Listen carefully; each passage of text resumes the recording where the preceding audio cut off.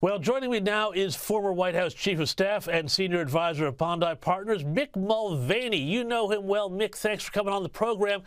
Mick, before we get into anything else, though, there's been some extraordinary scenes this week at a hearing where Joe Biden's personal physician took the Fifth Amendment against self-incrimination when he was asked questions in testimony to the House Oversight Committee about Joe Biden's condition. Here's a little bit of that.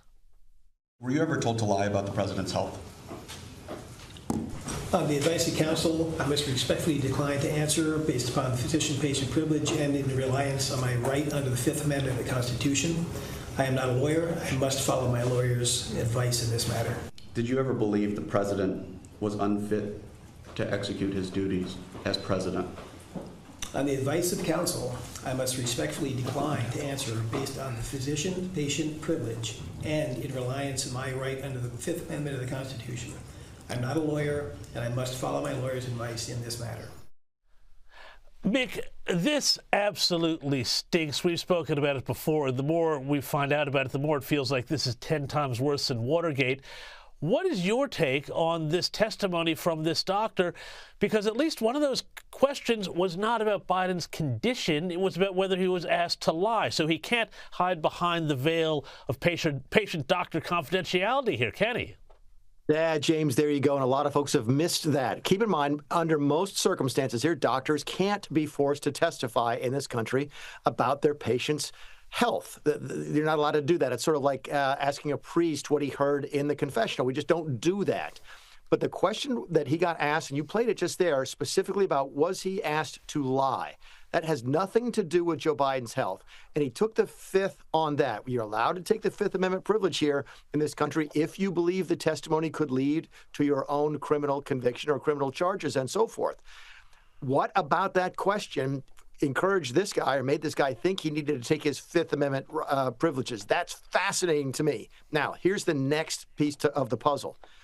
Under our system, if you receive a pardon, okay, if you have no fear of criminal prosecution, you are not allowed to invoke your Fifth Amendment privileges against self-incrimination, which means that if Donald Trump issues a pardon to this doctor, he will have to testify. And if he doesn't testify, he can go to jail. Keep in mind, even though this is not a court, it's just Congress. Steve Bannon went to jail for refusing to testify to Congress. Peter Navarro went to jail for refusing to testify to Congress. If they give this guy, this doctor, a pardon and he still doesn't testify, he can and probably would go to jail. So I think this story is just beginning. That was by far the most fascinating exchange. I was wondering why they have the guy in there because he can't talk about his patient's health anyway. But did you lie to Congress? Taking the Fifth on that one, did you lie to anybody about his health? That is a big deal, and I think the story is just getting started. Well, yeah, and I mean, doesn't this then flow into all the other things we've spoken about, including the great auto pen question, which Donald Trump keeps insisting is a big deal. And you know how sometimes with Trump, something that seems a little bit off, he says is a big deal. It does turn out to be a big deal because who told him to lie and who was actually running the country? That's exactly where this is going. Keep in mind, what I think is going to happen is that the Department of Justice is going to go find one of the people, for example, that was pardoned via AutoPen. And they're going to charge that person with whatever they might be able to charge them with, whatever an investigation reveals and so forth. And then that person will then say, well, you can't charge me, Department of Justice, because I have this pardon. And then they're going to legally fight about whether or not the pardon was valid. And Joe Biden's mental state and whether or not somebody else was running the auto pen was absolutely relevant to that sort of question. So again, this is just the tip of the iceberg here. I think this is going to be 2 or 3 years. You'll see this run out through the rest of the Trump administration. What exactly was Joe Biden's mental condition? And more importantly, who was running the government during his supposed time of incapacity? He signed a bunch of bills into law, including the Green New Deal, the Inflation Reduction Act. He signed a bunch of things. Was that him or was that somebody else? And if it was somebody else, those laws might not be valid. We are in fascinating territory here, aren't we? But, of course, this will wind up probably at some point in the Supreme Court, which I want to come to next because there's been another win for the White House in the Supreme Court, which has now given it more power again to resume its goal of reshaping and scaling back federal agencies because the president, according to the Constitution, who knew, has the power over federal agencies. Tell us about this decision, what it means, and is this an end to the lawfare that has been going on for the past 6 months from the left, trying to hobble everything that Trump does by finding these little district court judges to go and knock it down, and then it has to go through layers and layers and layers of jurisdiction?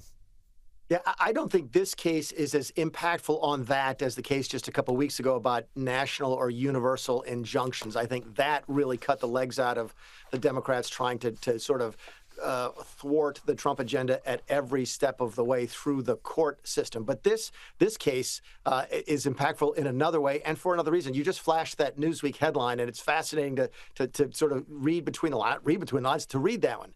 This was an 8-1 decision, James. This was not a 6-3 decision. This was not a partisan decision.